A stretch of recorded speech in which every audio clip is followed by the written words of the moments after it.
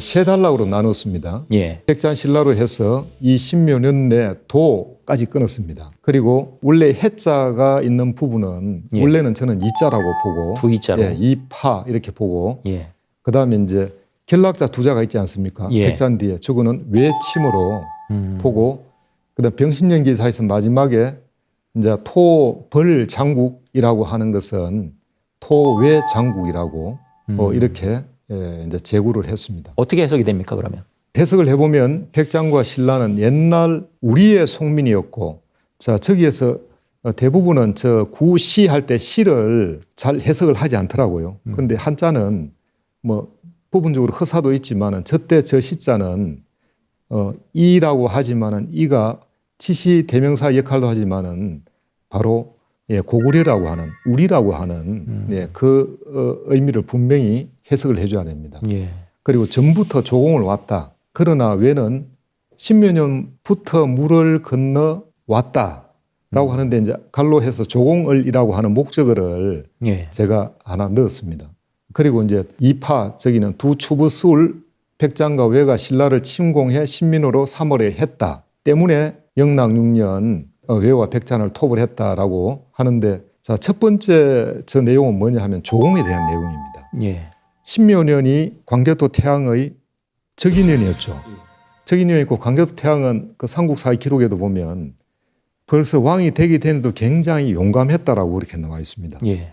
그러니까 어릴 때부터 덩치도 컸고 용맹하고 지략도 뛰어나고 그러니까 왕이 되었다라니까 주변국은 벌써 굉장히 긴장했겠죠. 예. 그래서 백장과 신라는 구시송민, 옛날부터 송민이었다라고 하는데 저 부분을 많이 문제 삼습니다. 학계에서는. 예. 백제와 신라는 고구려의 송민이 된 적이 없다라고 하는 것이죠. 예. 그런데 중국의 이제 윤명부 교수라는 분은 저 속자를 딸을 촉자로 봐야 된다. 예.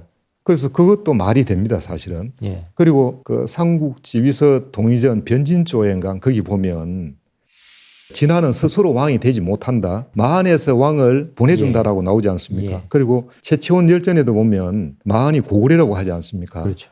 그렇다 보면 마한에서 진안으로 왕을 보내준다라고 하면 일종의 속국 관계가 되고 예. 또 다른 그 기록에도 보면 그 톤의 당주라고 해서 고구려에서 신라를 마치 총독을 두고 통치한 것처럼 그 중원 고구려인가 어디 그게 그 내용이 나오지 않습니까? 그런 걸로 보고 또 이제 백제 같은 경우도 고구려에서 갈라져 나오지 않습니까? 예. 고구려 입장에서 보면 당연히 옛날에 우리를 따르던 사람들이고 예. 너는 내 동생뻘이야. 예. 이렇게 할 수 있는 것이죠. 그래서 저 구시송민이라는 게 예. 잘못 쓰인 용어가 아니라는 거죠. 예. 그래서 이제 계속 그러니까 이 국제관계는 조공이 뭐 꼭 이게 상하관계만은 의미하지 않지만 그래도 고구려 입장에서는 그렇게 또 표현할 수 있는 거죠. 예. 그래서 조공했는데 왜는 눈치 보다가 예. 신묘년에 광개토 태왕이라고 대단한 사람이 왕이 되니까 그때부터 좀 뒤늦게 이제 합류한 거죠. 뒤늦게 이제 조공을 안 하고 있다가 그때부터 이제 조공을 왔다라고 이렇게 표현을 예. 하는 것이죠. 그 다음에 이제 이파라고 하는 게 저게 상당히 이제 문제의 예. 논란의 두 이자입니다. 저도 처음에 이렇게 뭐 두 이자인 줄 꿈에도 생각을 못 했죠. 예. 그런데 해자는 변조됐다라고 하는 분들이 워낙 또 강력하게 주장을 하고 또 결정적인 게 중국의 그 경철화 교수가 발견한 게 보니까 종선에서 삼수변이 벗어나 있다. 예. 걸쳐 있거나 그것을 발견했기 때문에 이것은 분명히 왕의 훈적을 기록한 국가적인 사업에서 만든 빈데 그게 종선을 벗어나 있다. 이런 것은 있을 수가 없죠. 예. 그러면 1800여 자 모든 글자가 종선을 벗어나 있지 않은데 예. 해자 한자만 그렇단 말입니다. 예. 변조가 아니면 설명을 할 수가 없고 그럼 변조가 됐는데 제가 좀 참고가 됐던 게 김병규 교수님이 그 입자에서 가역을 해서 건널 도자로 됐다고 했지 않습니까? 저는 역으로 생각해가 그러면 어떤 글자의 가액을 해서 해자로 만들었다. 그러면 해자를 한번 파자 해보자 하고 이래저래 다 파자를 해봤죠. 매양 매자로도 하고 어미 모자도 이래 들다 봤다가 이래저래 하는데 그래 쭉 둘러보는데 일면 오행에 이구등주할 때 이자가 눈에 딱 띄는 거예요. 그래서 이걸 두 개를 이렇게 보니까 어느 정도 뭔가 비슷한 게 좀 보이는 것 같아요. 그래서 해자 안에 그 위에 부분하고 중간에 건너 가로지르는 긴 글자하고 이 얇은 종이에 문종이에 살 그려봤습니다. 그래가지고 이구등주 이자에 딱 대입해 보니까 동일한 위치에 글자 길이도 거의 같은 거예요. 그래요.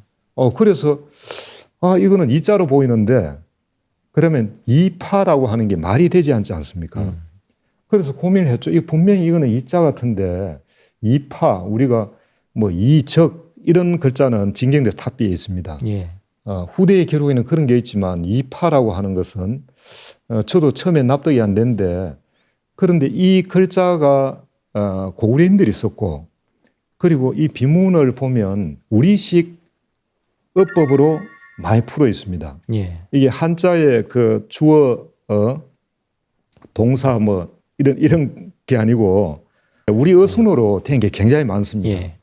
자, 그래 봤을 때 이제 저 파자가 제가 보니까 두파, 이 파렴치라는 그런 명사에서도 파자가 볼 수가 있는데 첩을 깨트릴 그런 파자지 않습니까? 그런데 이 비문을 보면 고구려인이 외구 그다음에 백잔 이렇게 뭐 잔자라고 우리가 뭐 떨거지 뭐 그 죽일 잔자지 않습니까? 그러니까 상대를 굉장히 경멸하고 비하하는 거죠.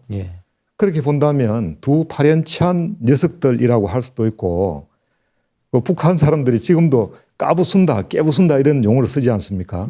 그렇다 그러면 당시에 고구려는 두 처부술, 두 깨트릴, 두 깨부술, 까부술 이런 표현을 고구려인들의 그런 어법이 보이다는 거죠. 그래서 두 처부술 놈에 백제와 백장과 외가 신라를 침범해서 이위 신민으로 삼으려 했다죠. 그런데 요거의 다다나오는 삼았다라고 외가 바다를 건너와 가지고 백장과 외를 신민으로 삼았다라고 이렇게 하는데 분명히 이위라고 하는 것은 삼으려 했다. 삼으려 했는데 26년 병신 영락 6년 병신년에 왕이 몸소 왕궁 솔수군 저것도 우리식 비슷하지 않습니까? 우리식 어순이고 왕이 몸소 수군을 이끌고 가서 토외 장국 최초에는 요거의 다다 나오는 저기 토리 장국이라고 했습니다. 이골이자. 이골이자. 요 전체적으로 보면 요거는 고구려 백제 신라 외 사국이 지금 옥신각신하고 싸우지 않습니까?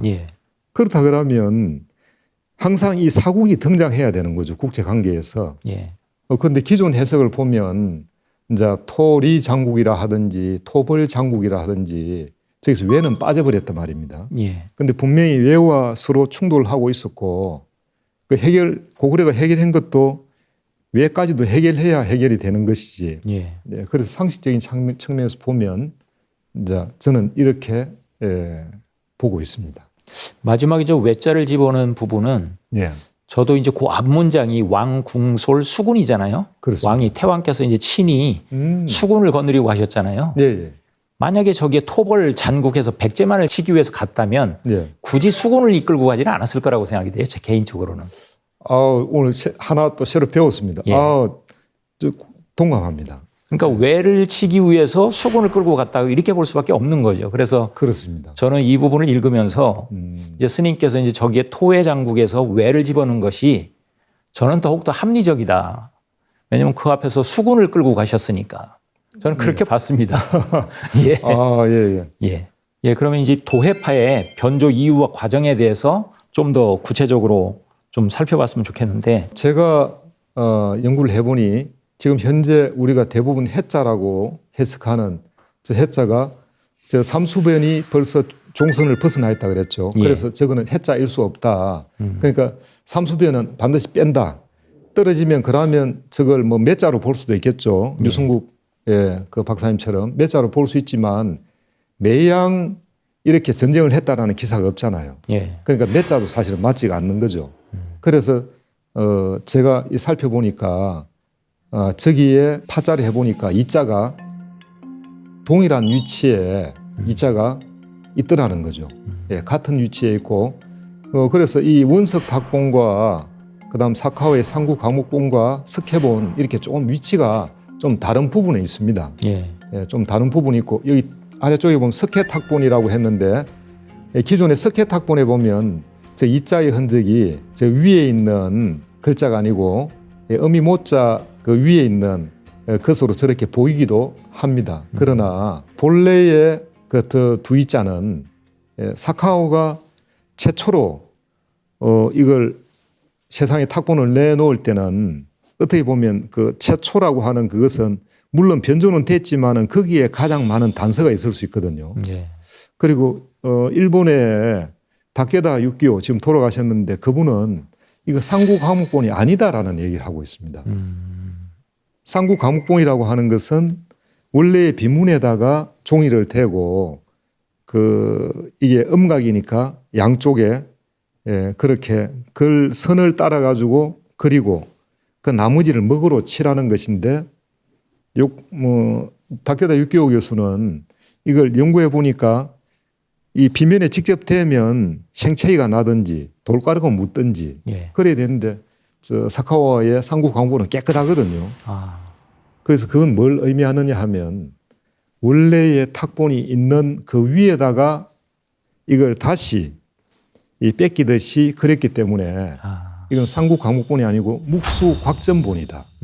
그래서 상구 광목본이나 묵수 곽전본은 탁본이 아니고 뺏겼기 때문에 예. 예, 탁본과 좀 다르지만은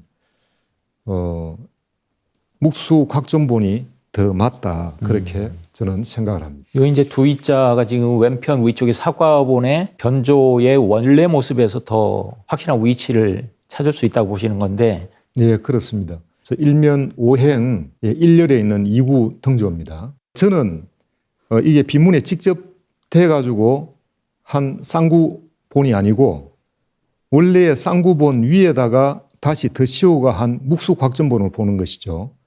그 쌍구본이든 묵수곽전본이든 어쨌든 최초의 그 근거 위에서 했으니까 두이자라고 하는 그 위에 가액을 했다 해도 이 두이의 흔적은 그대로 남아있죠. 예. 가액을 잘못해서 삼수변은 종선을 벗어났지만 원래의 그 글자는 바다해의 두이자와 이구통조의 두이자가 동일한 위치와 동일한 글자의 길이 저걸 가장 확실한 근거로 보고 있습니다.